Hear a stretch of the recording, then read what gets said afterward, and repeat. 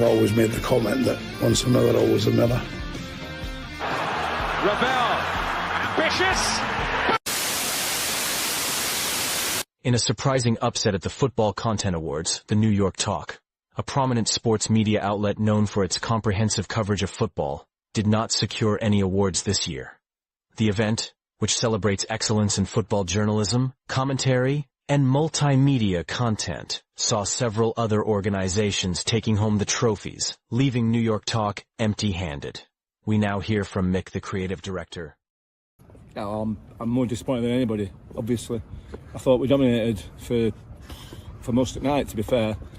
I'm just really disappointed. Really disappointed. We had really good spells throughout.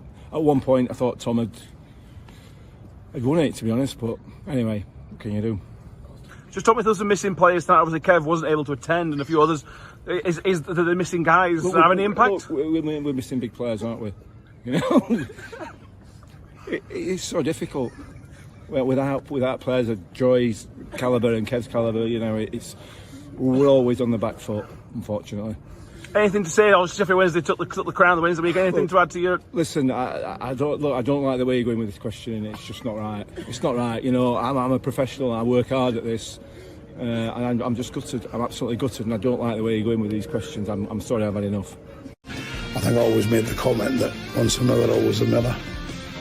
Ravel, ambitious, but brilliant!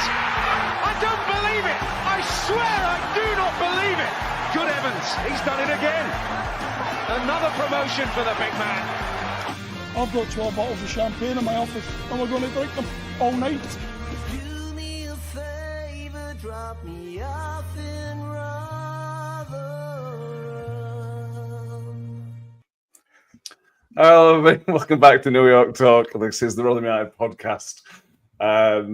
Yes, welcome everybody. Mick, how are you? I'm all right, mate. I'm over it now. I'm better. A bit much here than last night. Yeah.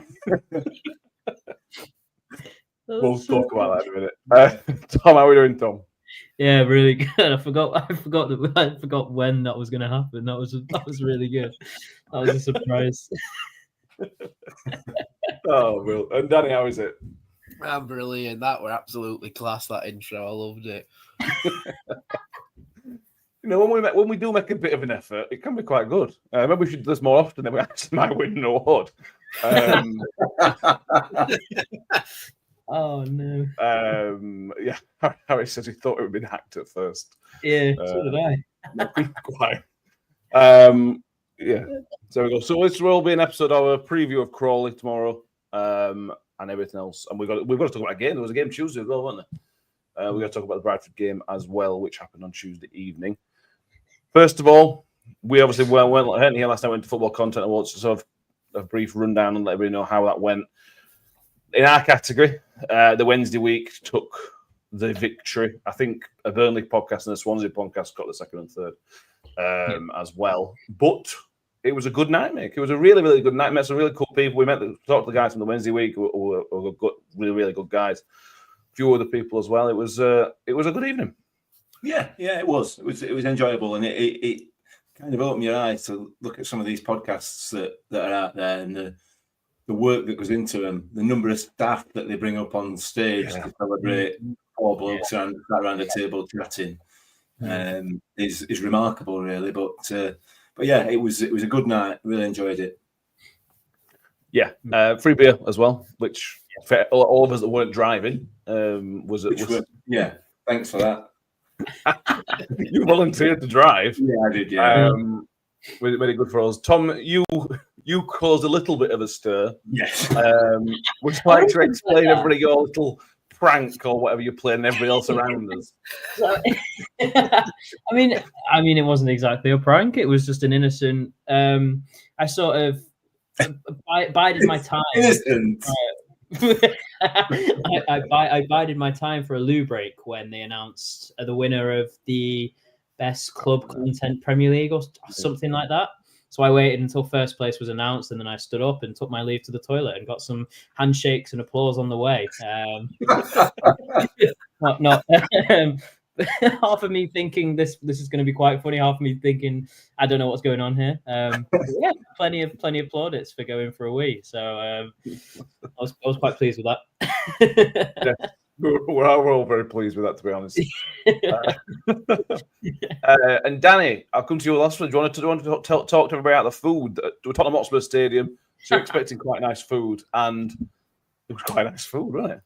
Yeah, it was. I'd like to talk more about the free welcome beers that we got in the main waiting area. It was unlimited Heineken, basically. At least I hope it was meant to be, and it wasn't just loads of welcome drinks that we stole off everybody, but never mind. But no, the food was absolutely amazing, in my opinion. I think all of us had at least 2 starters of that braised steak in greens thing that we had. Then we had a rib and mashed gravy as well, and then cod in like a cheesy sauce with sweet potato. I think it were a parsnip, the other one. I don't know. Sweet potato. Are you going to do it all, Danny? Are you going to do a menu? Yeah, I am. Mainly because you had 3 desserts, Mick, of that orange marmalade sponge pudding. I mean, he wasn't going to tell his wife. She's watching. But no, honestly, I know it's a different standard because it's like Premier League level catering, but it was absolutely beautiful. I loved it. Yeah, I was looking at pucker pie with burnt bottom, but it weren't there, was it? No, good evening. We met some guys from a Tranmere podcast, which is ironic, bearing in mind today's draw. And somebody else. Who else did we speak to? There were guys on the table next to us. I can't remember what point they were in the Premier League category. One of the football finance ones. Yes, the original football finance podcast. Yes, yeah. And someone from TalkSport, I believe, as well. Yeah, we met James from TalkSport. He's in charge of the fan network. It was nice to meet James. That was really funny as well, because obviously you liaison with James quite a lot, Matt. Us 3 didn't know who he was until he introduced himself. It's like, who is this man? Why are you talking to us? But no, he was a sound bloke, and he was doing a lot of networking that night, wasn't he? Yes, he was. He's trying to get more people to come to the fan network, to be fair. Steve says, Wednesday always better at talking a good game. That is true. They probably thought that Wednesday were a much bigger club than they actually are, bearing in mind how much Wednesday talk about now. We spent a good 20 minutes with the Wednesday week lads after the awards, in the kind of interval part of it. So they put a lot of effort and we do a lot of work in charity work for getting tickets out to fans to come to games, doing an Easter egg hunt collection kind of thing as well. So if we weren't going to win it, I'm glad that they did. Dan, Ash, and Steve were there for those guys. So congratulations through gritted teeth. So let's talk about some football. Let's go back to Tuesday night, make 100% record in what was then the Bristol Street Motors Trophy. I honestly, when I don't know. We might touch on it. But 1-0 victory, relatively comfortable. Would you say? Yeah, I would. I mean, I assume they changed the name because of the RUFC constantly referring to it as a BDSM trophy. 100%. Slightly different connotations, I guess. So I preferred the old version, if I'm honest. Papa John's all the way. Yeah, I thought it was reasonably comfortable. It's interesting. I think my view on the game on Tuesday night is slightly different to what I've seen on social media. People just saying it was same old, and I didn't see that at all. Quite frankly, I could probably count on one hand the number of hoofballs we played on Tuesday night. We seemed to be trying to be a lot more patient in possession and trying to build a little bit and play some actual football. For me, it was a marked contrast to anything else I've seen all season in terms of the way that we tried to play the game. I have to emphasise the word "tried" because it's like they were not new to it. Clearly, not new to that playing in that fashion, but certainly as a team, had not played a proper game in that kind of fashion all year. So yeah, it was. I hate to say it was promising because I can't see that happening on Saturday. But if it does, then I'm all for it. I'll be honest. Yeah, I mean a few changes, Tom, but because Sean McWilliams getting his first, I think it's probably his first 90 minutes, or I might be wrong, but certainly his first goal for the club. That's a real positive because he's really struggled. He's talked in the press yesterday about injuries and whatnot, but he's really struggled to make any kind of impact so far. So hopefully, for his sake, getting a goal on the winning goal will hopefully build into his confidence, not only just team, but him as well. And Humbo as well, because the ball in from Humbo was really nice as well. The build-up from Humbo to the goal was really, really good. Yeah. I think Humbo has a lot to offer that he still hasn't shown us. You know, he's a player that probably does thrive off of confidence. You know, beating a man it isn't done when you're low on confidence, is it? So, you know, we're going to have to utilize his strengths in one-on-one situations. But yeah, I think, look, McWilliams hasn't and probably will be the first person to say that he hasn't really covered himself in a lot of glory when he has played. Not that he's not had much of a chance in his defence, but he's not done anything to blow anyone away. So to score, have a bit of confidence, come out to the press. Look, he does what he does well, and that's the dirty work and the sort of the work that goes on behind the scenes, gets stuck in. He's okay on the ball. I mean, I think it was his pass to set up the move in the first place that got the corner. I can't remember if I forget the different passages of play, but it was around the corner ball. It was quite nice actually. So maybe he does have some playmaking ability, but that's not his game end of the day. So if you need a tough tackling, no nonsense midfielder, you know, you're looking at going to him. And with, you know, Hax's poor form of late, you could be argued that he deserves a chance over him. That's another conversation though. So yeah, but I mean, it's always good for a player to get a goal because it never ever does their chances and their confidence any harm. No, absolutely. It was a change of formation, Danny. We went to wing backs.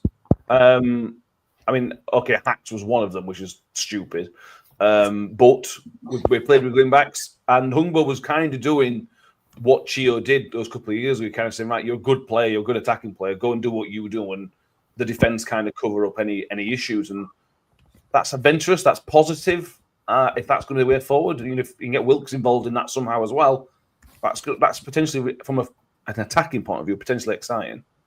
Yeah, I agree 100%. Also, with the Hax being a right wing back being a bit stupid, because he just went missing in the game. He didn't get used. He didn't really do the progressive side of the wing back position.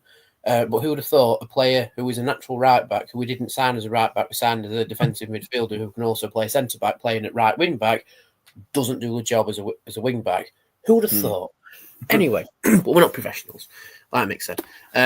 But now, Humbo on the other side, he had a good game, in my opinion. Maybe we're seeing the answer to going forward and progressing up the pitch, because we're not going to be utilising midfield as much, but maybe that's not an issue if we want to look after the ball, like Evan said in a recent interview. If we're trying to look after the ball more, maybe we don't have to attack through midfield and use it as a distribution method out to wing-backs if we play them. But the question arises, why didn't we do that from the start? But also, do we have the players to effectively keep the wing-back option alive? Like you said about Humbo and Wilkes, potentially Green when he's back fit, but I think he will get a very, very steady return after an injury like that. Who are our wing-back options? And if we are going to be utilising wing-backs, which I think we should, because for a fair bit of the Bradford game, we were the better side, I thought, in terms of going forward and actually progressing up the pitch. If we are going to pursue the wing-back option, why isn't that our number one priority in the upcoming transfer window? Why is it a striker? It's a good method. I want to say left wing-back's not very sexy, is it? Well, this is my thing with it. I agree that Evans got it right against Bradford using wing-backs because we played a lot better. But it has also raised more questions than it's answered, in my opinion. We had a game this season where we've ended up with more answers than questions. I'm not convinced we have, which is not ideal. Huddersfield. I suppose Huddersfield, yeah, probably. But then Adam also trying to do it more often. What was the answer we got out of that? We can beat a team with 10 men. Yeah. Alec Wilkes is quite good. Fair enough. Yeah. I'm with it.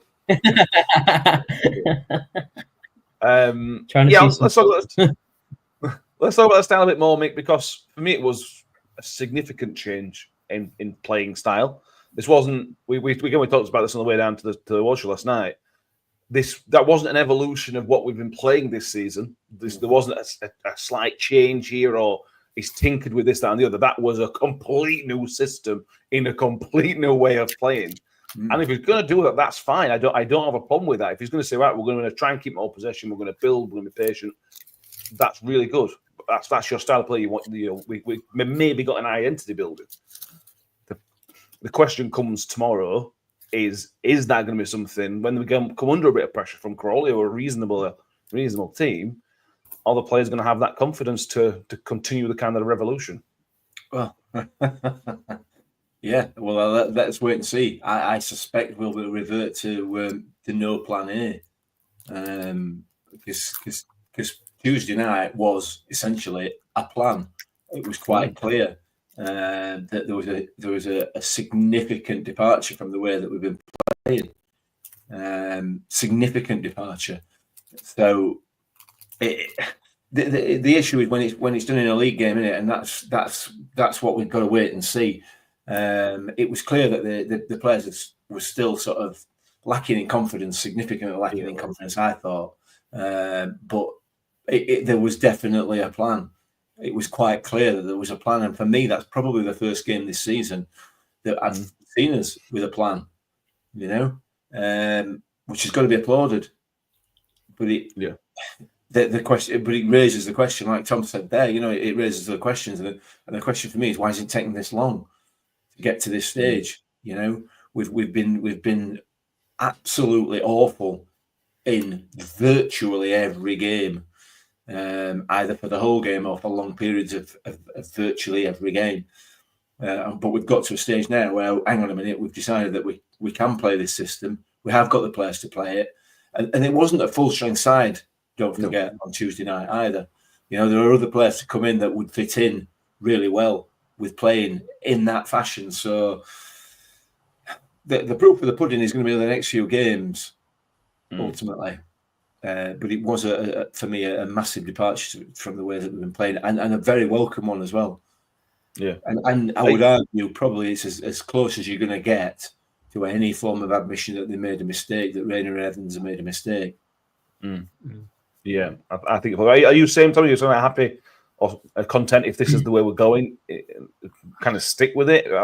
The worry is that we will see 10 minutes into tomorrow, it'll all go back to normal. That's the concern, isn't it? But that's a concern, but it's also part of the journey, right? And I know that's like a really whimsical phrase, but look, if you set out with a plan, as soon as it doesn't go right, changing the plan isn't going to accomplish anything. It's like, if you set on one path and then you realize actually this might be tougher than I think, you don't then revert back to doing what you did before. That's just the worst thing that you can do. And honestly, when I saw that we lined up as a back five, back three, whatever you want to call it, genuinely was quite. I felt quite comfortable with it, and it was a weird feeling because it suits our players to their positions down to a T, right? Because you've got a back three of potentially, look, injuries aside, Jules or McCart, Raggett, and Humphreys as a back three, which I think works into each of their strengths perfectly well.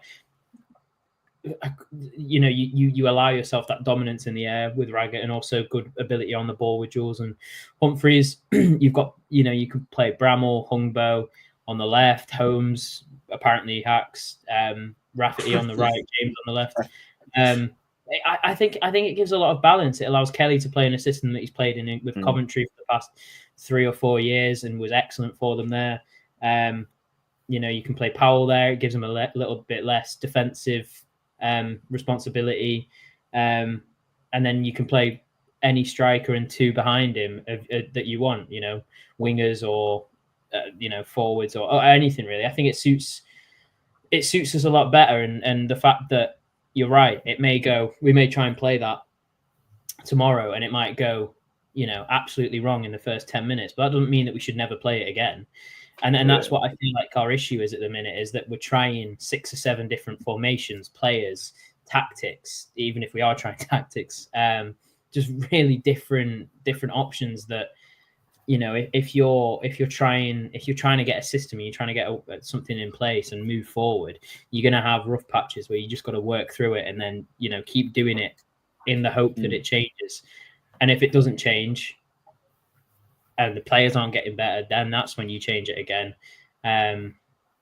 It sounds like I've contradicted myself there, but in my head it makes sense. It's, you know, you can't just you can't do it and expect results instantly, is what I'm trying to get at. But I think we've got the players to actually suit this system, and I hope that we continue with it if and when everyone is fit. I understand it, fitness and injuries permitting, which they never will be. Clark Harris is out for tomorrow. Well, still out for tomorrow. Sounds like Sean Raggett's picked up another injury or the same injury. It's unclear. You know, it's just a bit of a disaster, really. Harry in the comments says a lot less hoofball. Mike Horn thinks that Hungbo had a good game. Richard's saying is Evans now conceding league and has gone to putting everything into the Virtue Cup. Don't know, possibly. So it's now called the Virtue Cup for some reason. It's the same company, it's the same parent company, apparently. They've just decided to change the name of the competition halfway through a season, because that's what you do when you're at EFL. But the draw was today. We've got Tranmere at home, who guaranteed the home tie with a victory at home, away at Bradford. So we've got home tie against Tranmere Rovers, which will probably on the 10th of December. So that's about a couple of weeks away from that. Danny, anything to add on that draw and the competition in Brazil? It's one of those where you go, okay, cool, we'll see what happens next, kind of thing. Yeah, that's basically where I am. It's like, you know, we've got Tranmere, right? Sound. Let's wait and see what happens with that. It strikes me as a bit odd that they've changed it halfway through an ongoing season. I didn't think they were allowed to do that unless the sponsor actually pulls out of something. But if it's the same company, then they've fiddled it somewhere, haven't they? So I don't get it. I don't know what the benefit is. It's really isn't weird. Like Virtue the hire car side of Bristol Street Motors, something like that. I have no idea. Or finance. Anyway, whatever it is, it seems. I mean, I'm sure none of us really care about title sponsored trophies. It's still the EFL Trophy, but it just strikes me as being a bit odd that they were able to do it halfway through a season. Because I remember who was it now? Was it when leasing.com pulled out and that's when they got Bristol Street Motors in as like the next one up. So I don't know. It's a bit weird, but we're out the group. We've topped it. Fair play. We've got Tranmere in the next round. But Richard's comment has definitely put a light bulb in my head, because it's like, is Evans actually now conceding that we're not going to do that well in the league? So he's putting all his eggs in one basket with the EFL Cup, EFL Trophy. Sorry, I don't think that's we're in November. You know, so much can change between now and then. And despite what we've said about the way that we're playing and everything else, you know, if they change the system to the way they played the other night and they start to click with it, then there's no doubt that the results will come. So, and then, given the stage of the season, that's not certainly not putting the playoffs out of the question at all at this stage. So I don't think even Evans would concede that, unless he plans on going back to the first 15 games as tactics, which we'll come to in a bit. Yeah, I hope it doesn't turn out the same as '96 when we won the Auto Wintergreen Shield and finished, what was it, 17th or something in the third tier, something like that. Bit of symmetry. Yeah, a bit of symmetry. Ooh, let's go back to 1996. Let's make Fredo's 10p. Let's go back. We have only played Tranmere once in this competition. That was when it was the Leyland DAF Cup, which was, I think, early 90s. We lost 3-0 at their place. This is the reverse of that one. So hopefully it's a reverse result. And then we'll start getting to the serious area of the competition at that point. Anything else on the trophy we need to mention, or the game itself before we move on to Crawley? It was a pretty forgetful game, really. But anything? Nah. It happened. Good. We won. Let's move on. Correct. Didn't somebody come off injured? All right. Did I imagine that? I think you imagine Was that our second away win of the season, by the way? Well, technically, yeah, it's second away win in 2 years, but do you really count it? At this point, you want to congratulate anything. Yeah, given it is only our second in 2 years. Yeah. I suppose, yeah. Yeah, but then if we win Saturday, we'll just ignore it and say that that's our second win. No, it'll be more impressive because it's in the league. No. This was our second. Yeah, no. Come on, it's been 2 years. If we win on Saturday, it takes our number of away win into above how many years it is. No, we were 3-2 then. So, yeah. Fair enough. Right, let's look ahead to Saturday afternoon with a very far trip down to Crawley. The table tells you, Mick, it's only November, I'm aware of that, but the table tells you this is a pretty big game. If we lose this game, we will be within 3 points of the relegation zone. A draw is unlikely to pull us closer to the relegation zone, but I'm pretty confident it'll make it further away from the playoffs, which already stands at 9 points. It feels like the time of the season where the cutaways start to happen at the top and the bottom of the league, really, and a couple of bad results. But if we lose this one and don't beat Lincoln, you could be 15 points adrift of the playoffs. So it's a really, really key time of the season, this for me, and a key game. Yeah, it is absolutely. It's the run up to that Christmas period when things really start to take shape, and the last place you want to be is 15 points away from where you want to be. As you go into that Christmas period, you want to be sort of knocking on the door. You want to be in it, obviously, in an ideal world, but you certainly don't want to be 15 points away or 12 points away or whatever it is.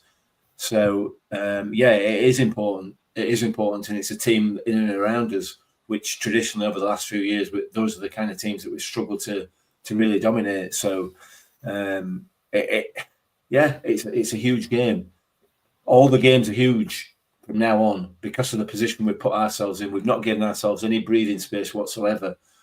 In terms of promotion, and the more this continues, we're going to have less and less breathing space between relegation, because it's an either-or situation at the moment. Until you get to the back end of the season and you can secure mid-table or whatever, you can get to that 50 points. It's anybody's guess which way it's going to go. So it's really, really important, and it's important that we find some way of playing, which hopefully, as we've alluded to from Tuesday, maybe they've seen the light, the management team. Maybe they've seen the fact that we play on grass, not up in the air. Who knows? Fingers crossed.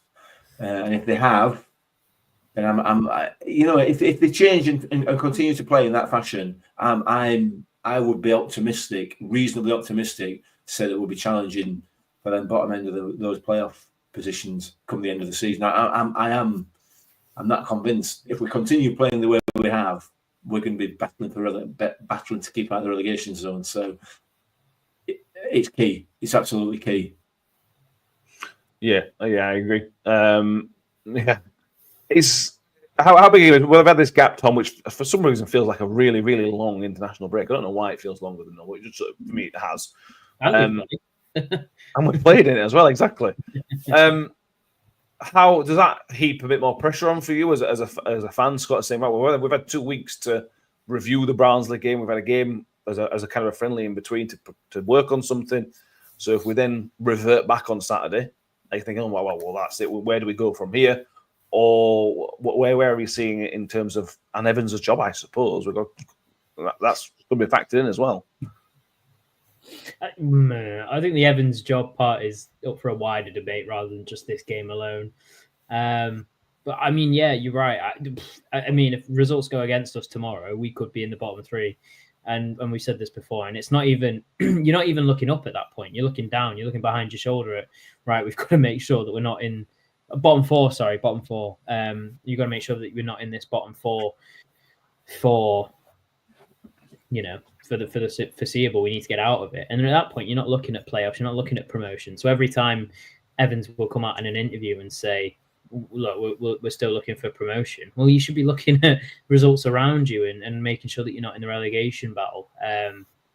And maybe that's it, right? Maybe it's the mindset that we need to change, because maybe our mindset at the minute is we're a promotion side and we need to start playing like a promotion side and winning like a promotion side, and that's putting a heap of pressure on the players that isn't needed.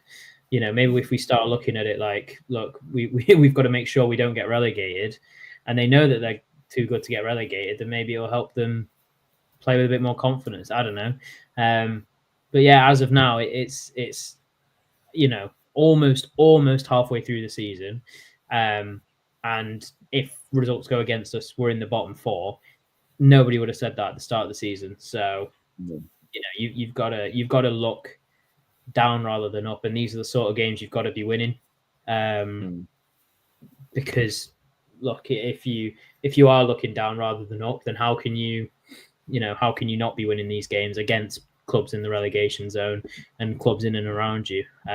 Every game is a huge game, obviously, but those results that are around you matter more. And if we want to get our season back on track as much as it can be, then we've got to win against teams that we should be winning against anyway. The likes of Crawley's, who have just been promoted. No disrespect to them, lost their manager, etc. You should be winning against them, and then if we don't, then what? And you don't even want to think. So I'd say it's a big game, but honestly, I think every game from now on is going to be labelled as a big game because of how poor the start to the season has been. There's a lot of recovery that needs to be made with the rest of these games. Yeah, there absolutely is. We can't actually go into the bottom 4 tomorrow because Crawley are 4 points behind us. But having said that, we could be within a point of the relegation zone. Yes, yeah. Which is, it's obviously not as bad, but it's only 1 point, not as bad. It's still not good. Steve mentions here, he's talking about signing the striker, which is not encouraging his change. No striker would score with the quality chance we create. Yeah, that is an issue, Danny.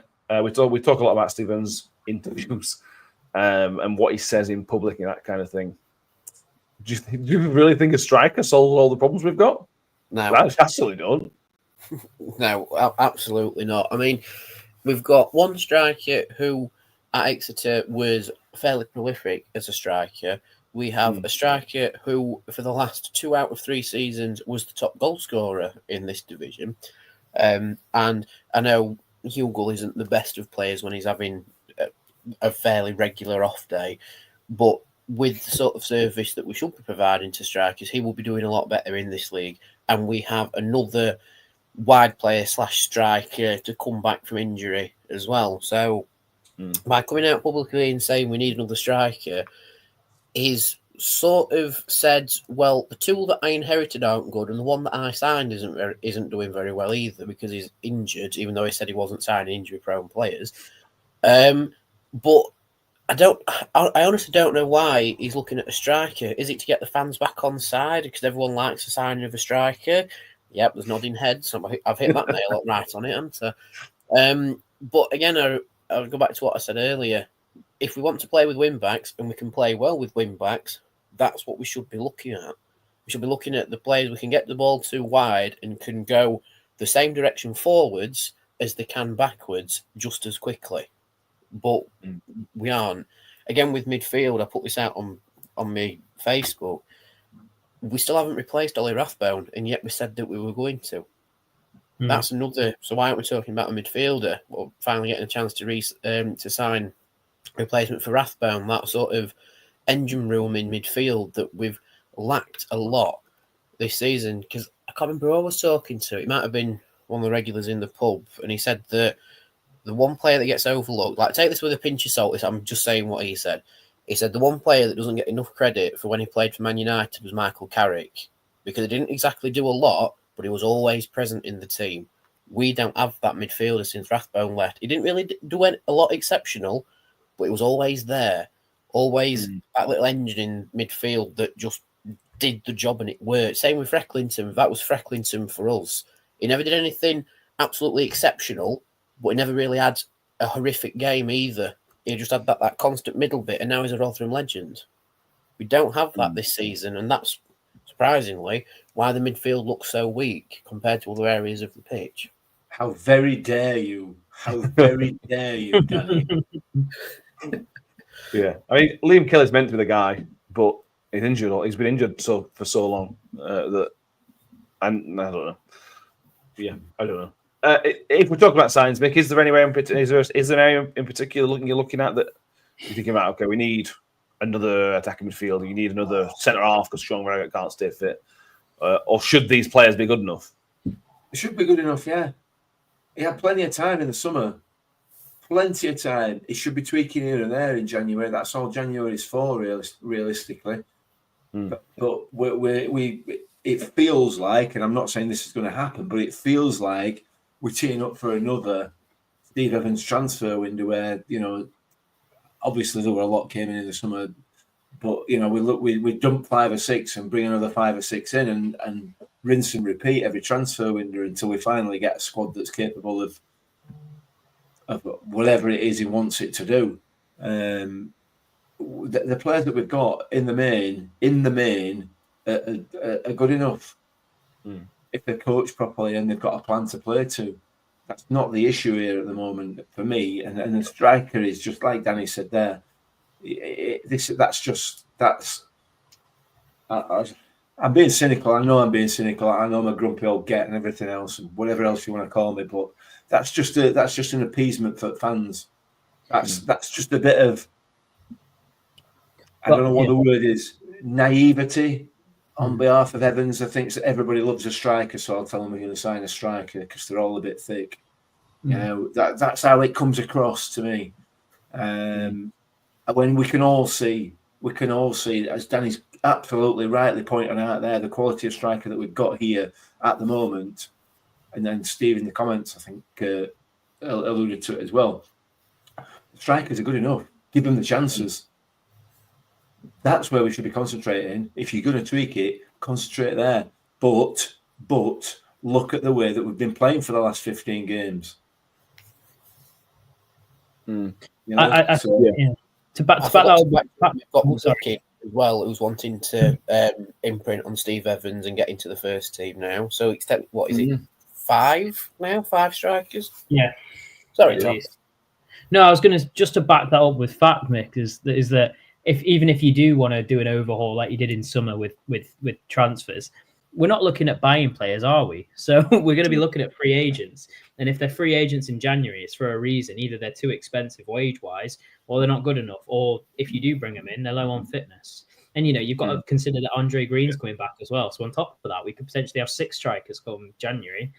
And look, I think we're taking to heart very much what Evans has said here. And we've never, ever taken to heart what Evans has said before.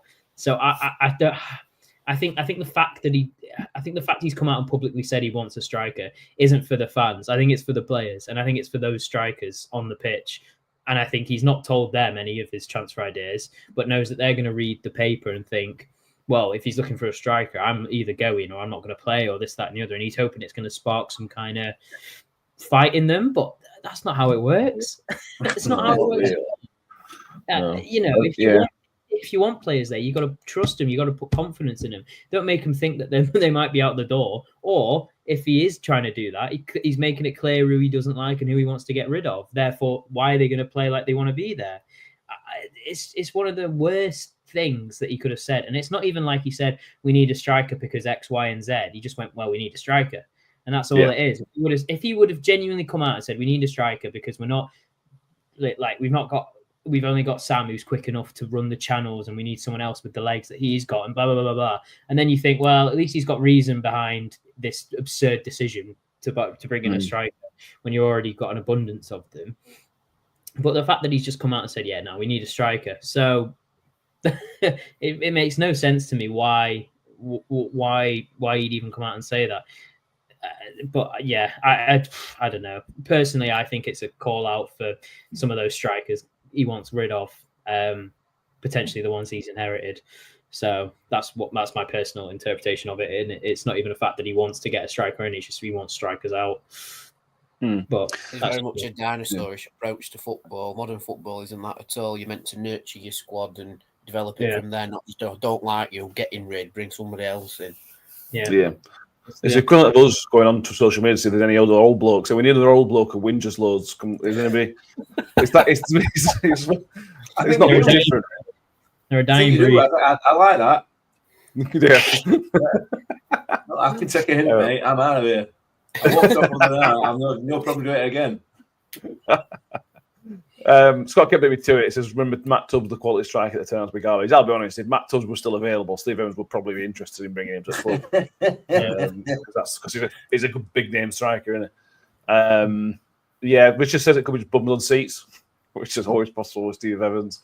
Kenneth Thompson, there's another excuse. Take time for him to gel if he signs loads of players in January, which is true. Matt Miller says Evans trying to court popularity with talks of signing a striker amid a court of fans' indifference. I don't know. It's going to be interesting to see what happens. I get the feeling he's trying to force people out of the club. Bearing in mind what he mentioned a few weeks ago about players being here before he was here on long-term contracts that weren't pulling their weight. Everything he says is pointing towards the fact he doesn't fancy Jordan Hugill. Absolutely everything. And we are one of his biggest critics here, Tom. I'm not going to take back anything we've said about Jordan Hugill. But having said that, if you were Jordan Hugill, you'd be sitting there going, well, why would I put all this extra effort in? Because fans don't like me, particularly. And my boss essentially keeps publicly saying that not only am I not very good, he actually wants a replacement for me in January.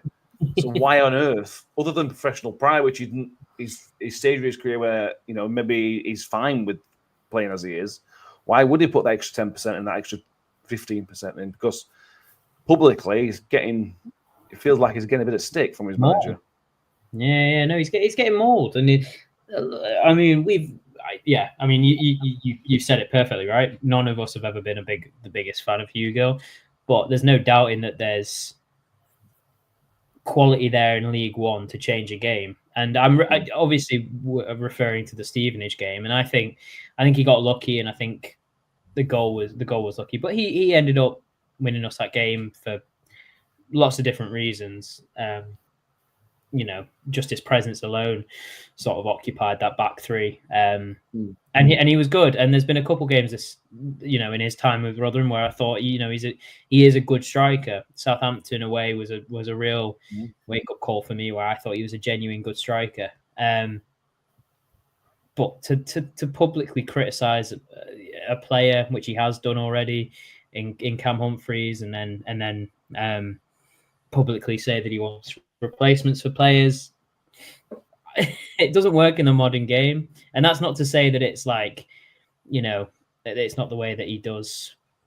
It's not to say it's the wrong method, but football players now are coached from the age of 6 for them to be the best player that they've ever been, and they're told that from the age of 6 that they will be, the greatest footballer ever. So to then get told not that, they're going to throw a strop, and that's just the mentality of footballers now, and that's fine, but you've got to deal with it. And Evans is the first one to say that X player and Y player are players that need an arm around their shoulder, referring to Wilkes and Jules and a couple others. He's said that about publicly. And then to go slate others in the press, you just pick favourites and you stick by that. And then when the favourites aren't performing, you got to stick by it. And it's the worst way possible. For all of his criticisms about signing good people and making all these dog messages and being a good people manager, Warren did that perfectly. And look, he could have been an awful manager, but he got the best out of the players that he acquired. And that's all that you need at this level. You just need the best out of the players, because they're not bad players. They never will be bad players. It's just about getting the best out of them. I mean, we've referred to it again. Gikeresh was a championship player. No one in the Premier League wanted him. Now he's one of the best strikers in Europe, and that's simply down to a manager probably believing in him and getting the best out of him. So I find it really stumped to believe that we're still not taking that approach and trying to not cuddle a player and tell them everything's okay when it's clearly not. But to be able to say to them, look, I have confidence in you and I want you to do well, and etc. I mean, anyone can speak from experience that if a boss says that against a boss saying, look, I don't think you're actually, I didn't even want you, I don't think you're good enough, I want rid of you, you're obviously going to respond to the manager who has a bit of faith in you, right? So, and the boss that has a bit of faith in you. So I think he's a poor man management, in my opinion. I think we may be in agreement. Scotland says, let's hope the AI story that came out that he goes to Port Vale for an undisclosed fee in January is true. Yeah, I thought it was a weird bit of journalism, that, weren't it? Yeah, we read it last night, didn't we? Yeah, it's on Yorkshire Post. It's a proper newspaper, and they've basically asked, I think I assume it's GPT to predict January transfers. That's just weird. Just They've weird. said that We're going to sign someone from Chesterfield, aren't we? Yeah. Berry. James Berry? Something like that, yeah. Yeah. 7 goals in 15 games. So it would be funny if we actually did sign him. I'm going to ask GPT now.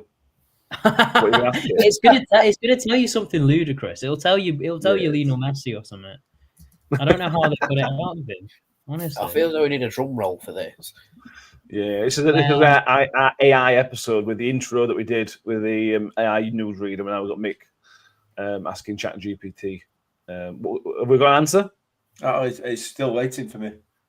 it's waiting for you. I don't know. It's giving me all the factors affecting Rotherham United's transfer. Victor Johansson might leave. Looks at it. Victor, don't go. Please don't. No, they've not said. They've said something properly. They've not even said anyone. They've just said Victor's not going. Okay. This is such a. Oh dear! It's such a a rogue episode now. Oh, they've said Giovanni Brown. Well, we're going to sign him. Yep, from Exeter City, even though he left there 3 years ago. Bristol Rovers. Yeah. Okay. AI needs some work. I don't know who's in charge of that, but it needs some work, guys. Let's keep moving forward, though, Danny. Let's look towards tomorrow. We just mentioned John Hugel, and for me, it was one of the kind of low points of Tuesday night. I thought it was basically anonymous. Having said that, I can't really see a set of circumstances where he doesn't start tomorrow. I don't think he'll be brave enough to start number on his own with McGuckin or Holmes, for example, down the side, or whatever the case may be. So for me, Hugel's going to play again, which is interesting and a concern, bearing in mind his current form. Yeah, it's almost like a little bit of karma that the players Evans wants to play are out injured, and the one that he doesn't want is forced him to play him. But yeah, I agree. I don't think he'll have Nambai up top on his own. I think from fans' experience, we know how that will go.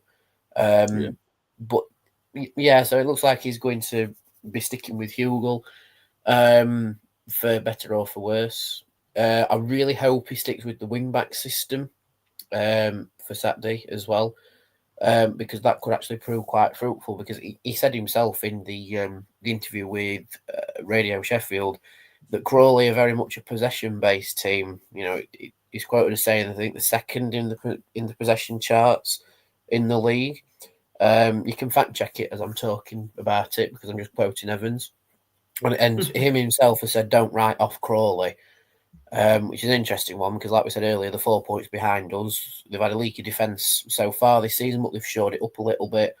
So maybe our preferred way of breaking down their possession-based play is with wing-backs, and I hope by pressing them backwards and stopping them from playing possession-based football, because if we do, we might actually win our third away game in 2 seasons. If we abandon plan A, like we normally do, like Mick alluded to earlier, and allow Crawley to control the game, then we'll be in trouble. So it's very much we need to be on the front foot in this game. And if not, then we will be in trouble. Yeah. Harry saying, yeah, wasn't Rob Staten this week who did the interview? So they must have made up. Steve Evans must have made up with. I think it was Andy Giddings. Giddings who did it. It was Adam Oxley that upset him with no questions whatsoever. Okay. With Leighton Orient, it was Andy Giddings that did this one. Yeah, he's obviously not made up with Adam yet.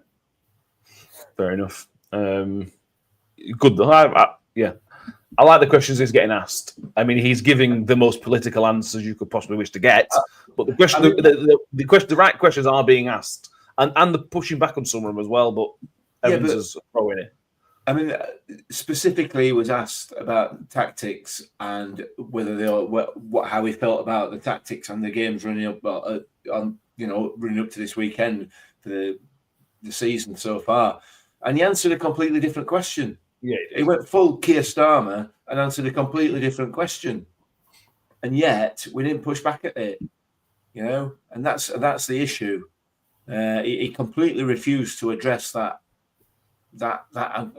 conversation in any way, because I don't know why he refused to address it, but that is the key question. It's the question that us as supporters have all been talking about and asking since almost Exeter away. That's what we've been. It's been a constant source of a topic of conversation amongst Rotherham United supporters since August. We're in November. He's asked the question directly. He answers a completely different question. In fairness, he asked a couple of questions on tactics. He asked 2 questions on tactics. He asked a question that there's an accusation put towards that there is no plan, essentially, which Evans said wasn't reality. It was his answer. And then he asked again a second question, which is what I made on Radio Sheffield, I think, whatever it was, that there was a change in style Thursday. So there were 2 questions about tactics. Now, again, you can't force Evans to answer in the way you want to answer. That's the thing. But there were 2 separate questions about it. So that is, for me, you can only push so far, can't you? As I found out last night, if you ask the wrong question, they'll just leave. So you've got to ask the right question in the right way at the right time. Yeah, you need to work on that. Yeah, exactly. Nick Cammett thinks that Clarkhouse will be playing tomorrow. He thinks Clarkhouse will feature heavily tomorrow. He was saying whether he'd be fit. He thinks he is. He adds that Hugo hasn't done anything to prove he's a League One standard anymore, sadly. No, but if Clarkhouse is fit, he won't be fully fit, so we'll not see 90 minutes. And we saw last time how long it took for Clarkhouse to get anywhere near a reasonable level. So the concern is that we're going to see a same sort of thing when. If Clarkhouse plays, we'll probably be Saturday or Sunday going. Well, he might as well just play Hugo. And then if he plays Hugo, we'll be sitting here saying, why don't you just put Clark Harris in? So whatever happens, Evans, you can't win. We'll find something to whinge about. Should we make our own like Steve Evans bingo when he does these interviews on Radio Sheffield and see how many we can get out of it? Because we can have mentioned Sir Alex Ferguson, mentioned Celtic or Celtic Park, answers a different question that he wasn't asked. Mentions some celebrity who has nothing to do with football, because I think it's, where are we? I think he mentioned Elon Musk somewhere. So, here we go, from Richard's comment. He even mentioned Elon Musk and his McDonald, which is a bit okay. I missed that, I think. Yeah, I think that was when Mick was having road rage at somebody, which is fully justified with London. That's about right. Hey, stop it. I'm saying you were justified. London's drivers are the worst. They don't know what indicators are, and they all drive BMWs. Yeah. Yes. Nick Hammett rightly says, I love being compared to Man City last week. Yeah, that's what we do. Yeah. We compare ourselves to the best teams in the country. Yeah. What could possibly go wrong with that? In terms of setup tomorrow, we think Raggett's injured, so I don't think there's going to be Sean Raggett tomorrow, although it wasn't really confirmed either way, particularly. That's the sense that comes through at the minute. So how similar that back five, if we include the wing backs in this, first of all, do you think he'll start a back five in that way?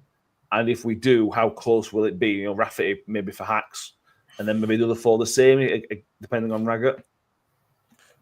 You coming to me on that? Yes, right, okay. I think he'll revert to a back four. Real? I do, yeah. I suspect. What Tuesday then? Well, I don't know. I genuinely, I can't see him continuing any sort of evolution or whatever from Tuesday night. I just feel that we'll revert to plan A, like I said earlier on. If he does, that'd be great, but you've got a problem because Raggett's, like you say, if Raggett is injured again, that leaves you very, very short. So let's wait and see. But I think he'll go back to a back four. I think Reece James plotted in at the centre back, but I can't see him playing him in that position in a league game. To be perfectly honest with you, he may do, and if he does, then I'm all for it. I think it'd be great, and pretty much a similar sort of setup to Tuesday night with a few changes in personnel.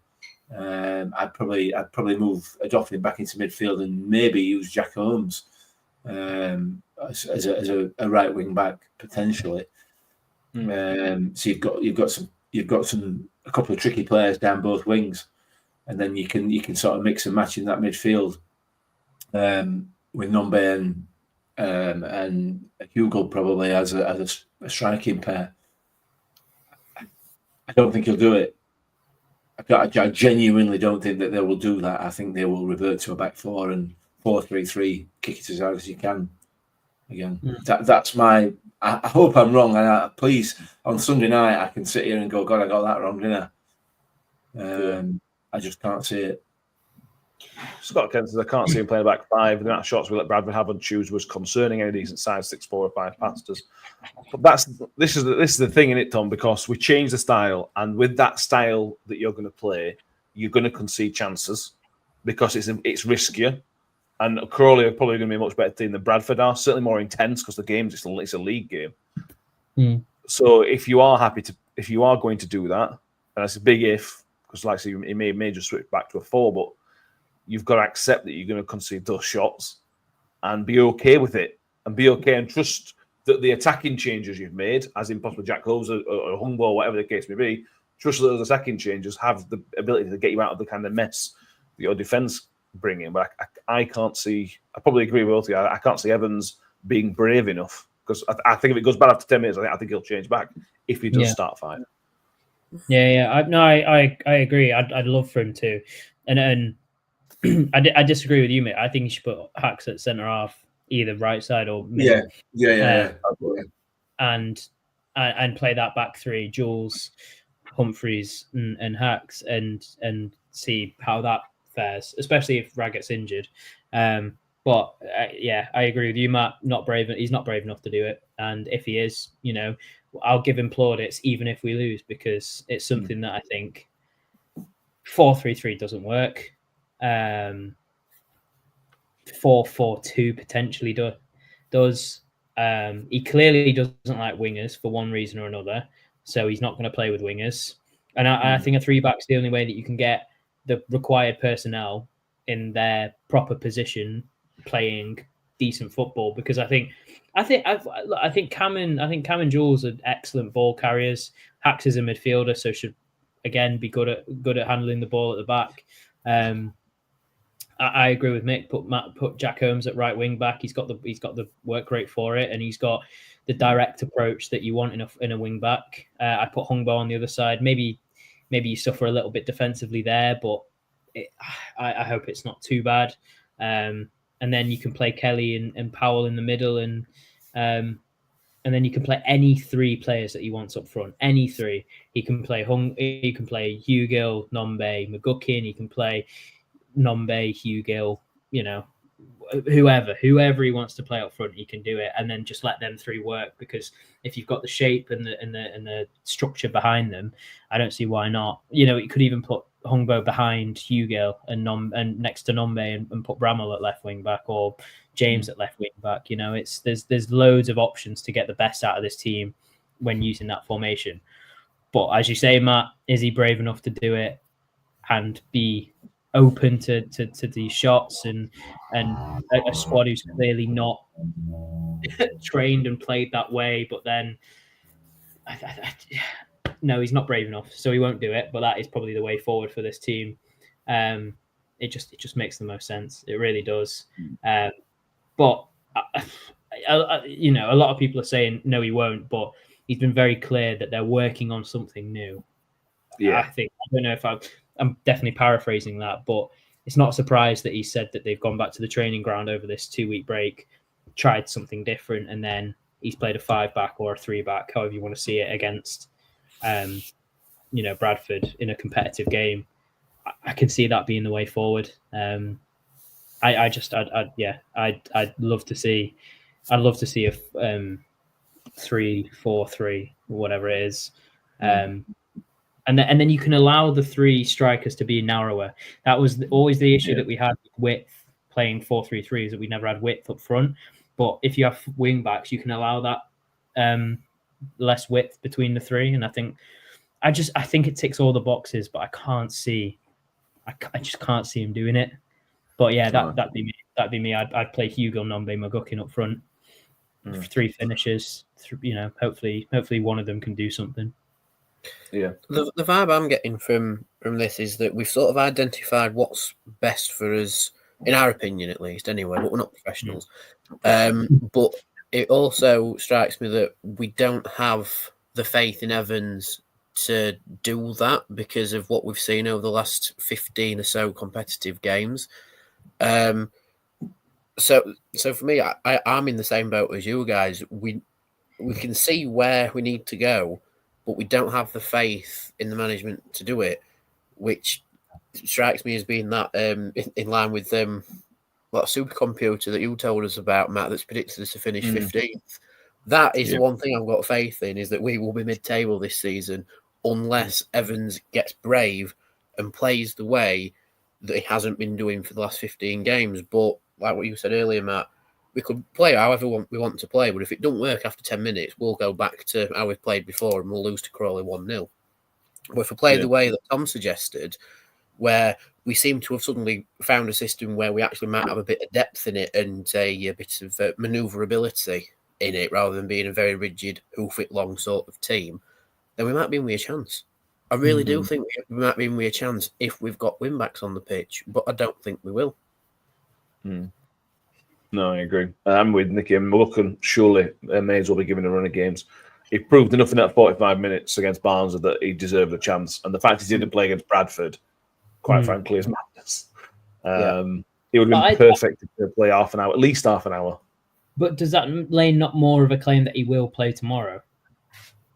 Possibly, but we all think Hugo's going to play. And he played, not only did he play on Tuesday 90 minutes, I think, he also played for reserves almost 90 minutes on the Tuesday before as well. And he played the Friday before that as well, Hugo. But does that play into the fact that Evans doesn't want Hugo, so he's just rinsing him for all he can and just playing him every minute? I don't know. The thing with Evans is he's almost impossible to read in terms of what he's actually meaning to do, because it all doesn't really make any sense. We're trying to apply logic to it, aren't we? We're trying to apply logic to what Evans is doing, whereas there might not be any. To be fair, we are stupid. Matt Miller says he won't be giving Steve Evans plaudits if we lose, regardless of who plays or what formation he decides. We're past the point of accepting defeat, providing we play half well or are brave or have a go. He says win. I think, to be honest, I think if we play well, that's about all we've got to hang his hats on at the moment, isn't it? Yeah, that's how it feels, you know. And I get, 100% I get what Mike's saying there. 100% I get it. But you know, a good performance. I'll settle for a good performance a minute. I'm not trying to be manager for it, but you know, we just need some good performances, just as a set of supporters. Obviously, the results are important, but please give us some sort of hope. Yeah, exactly. That's what we've been saying. Just give us something to hang on to. Just give us something we can feed off as a supporter. Even if we draw or whatever, just give us something that we can work to as a fan base work towards. Crawley have a recent change of manager. Rob Elliott, the former Newcastle goalkeeper, has joined them from Gateshead. He's only won one of his first 5 or 6 games, but they do seem to have tightened up defensively since he's been brought in. If you want to check the scouting report out, I spoke to Simply Reds, Ruben from Simply Reds. which is up now a few bits. We talked about the mad owners that they've got who seem to have calmed down and seem to have learnt some lessons. So Crawley seem on the right path in terms of a reasonably well-run club at the minute. According to him, it's also worth listening because they signed a player from the Tanzanian Premier League this summer, who may get a game on Saturday. So have a listen to the scouting report because I like doing those episodes. So check that out as well. Right, let's go and do some predictions. I'm going to remind everybody of the table, which I have got here. After 15 games, Mick sits top of the league, a couple of points ahead of Tom. Joy and Danny battling out for medium, and Ben's off the bottom place. I haven't got Ben's prediction yet because he's been working all day. It's not like I spent all day with him yesterday to get a prediction, but I didn't get one from him. So that's how things more thrilling than the actual league table we're involved in. Correct. It is for me because I'm top of it. Yeah. To be fair, Danny, you're the Rotherham United in this league who had a really good year last year or were expected to do well, and you just sat there lower mid-table. No, I'll take that. Right, so predictions we already have. Say again? So Danny needs to change his manager.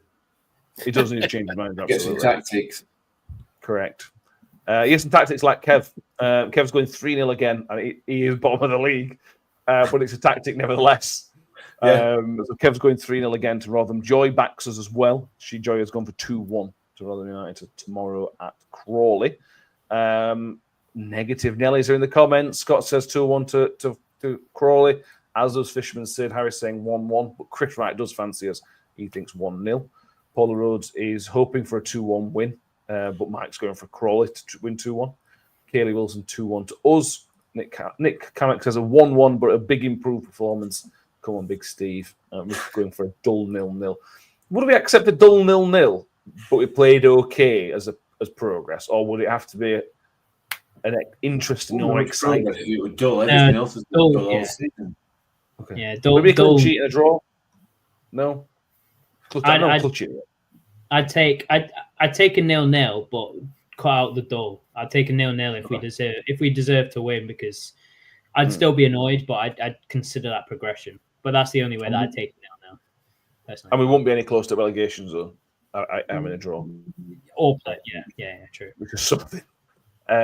Bricktop said thinks we're going to get a bit of a beating. He says 4-1. Steve thinks Crawley 3-1 as well. Okay.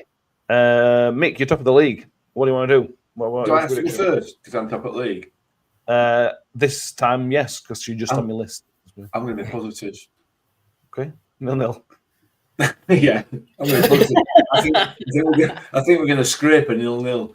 1-0 Rotherham. Okay.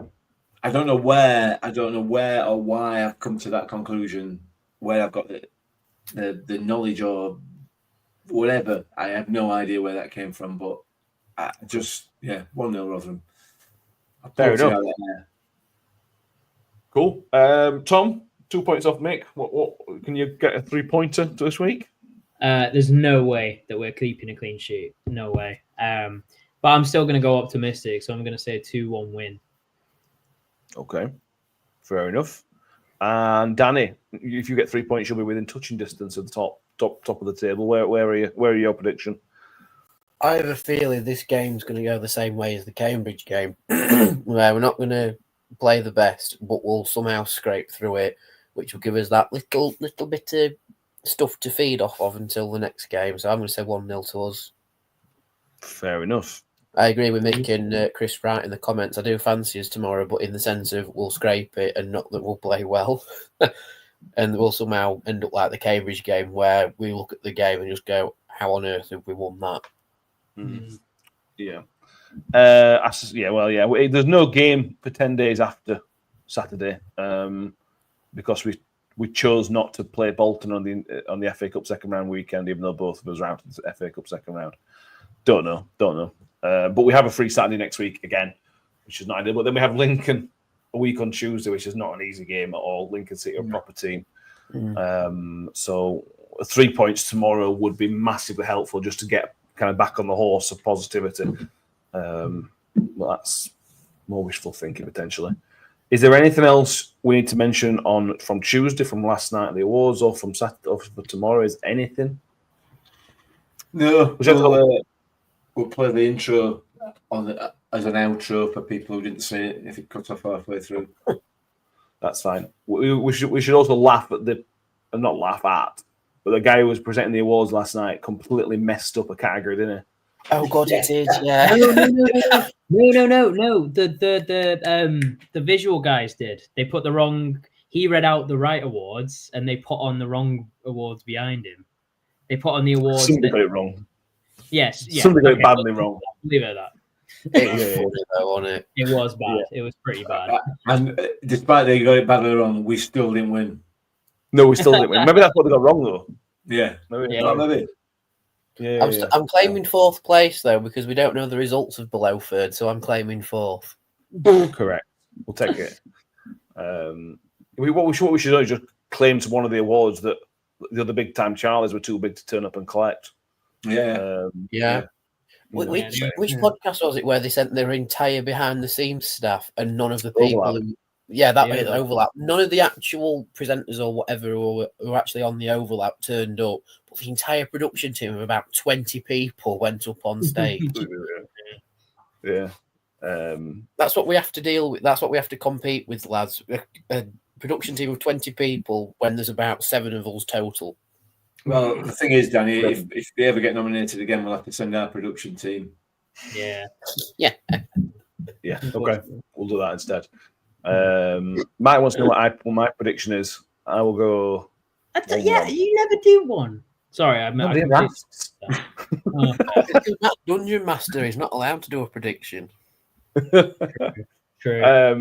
Harry says, "How long until Mick sends out the assistant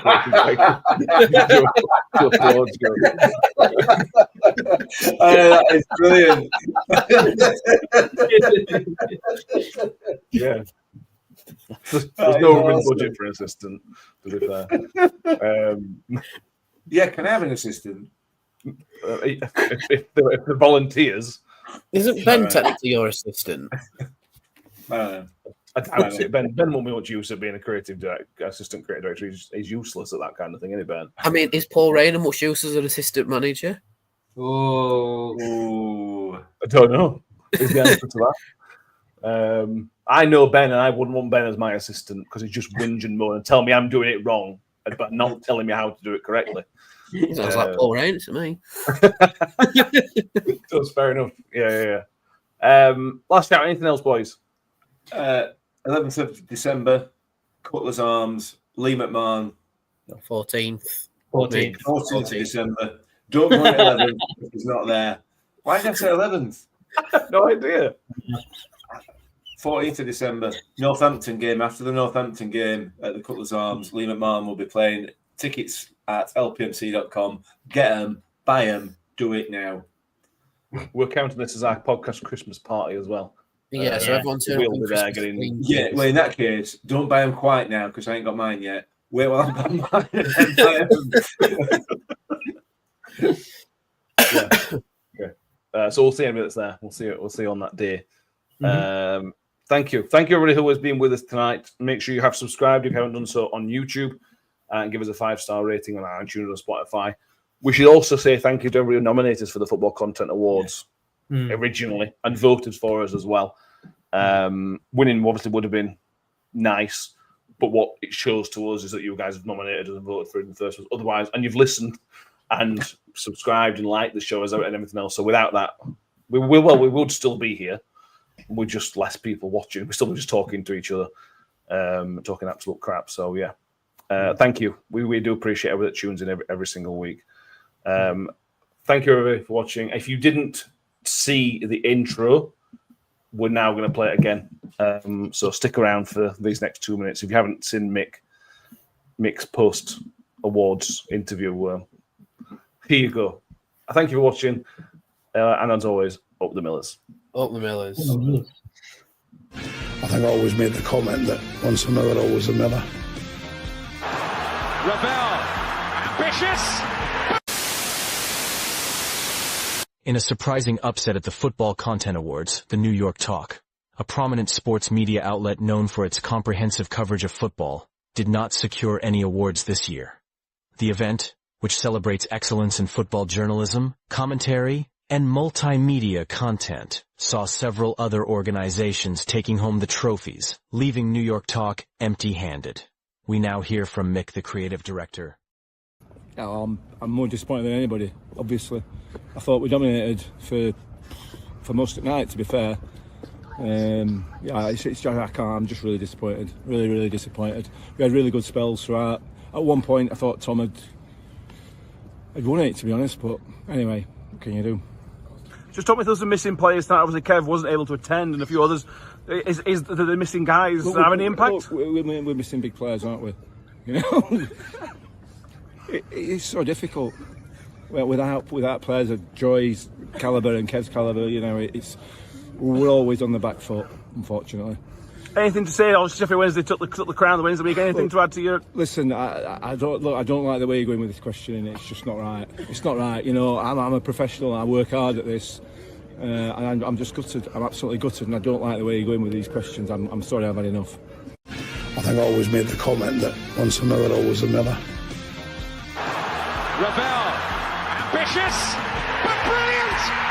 I don't believe it! I swear I do not believe it! Good heavens, he's done it again! Another promotion for the big man. I've got 12 bottles of champagne in my office and we're going to drink them all night.